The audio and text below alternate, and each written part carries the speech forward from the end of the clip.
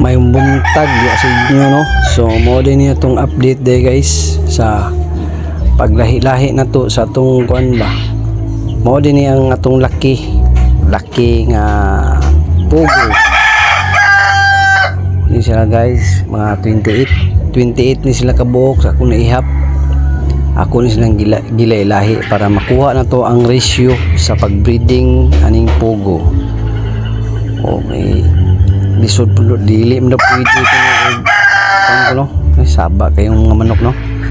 Mao din ni siya guys atong atong mga bayi, female quail, pero napay mga laki ani wala pa nako makuan. Ako pa ni silang pangitaon og kuan na iya din ako ibutang gyapon sa ground.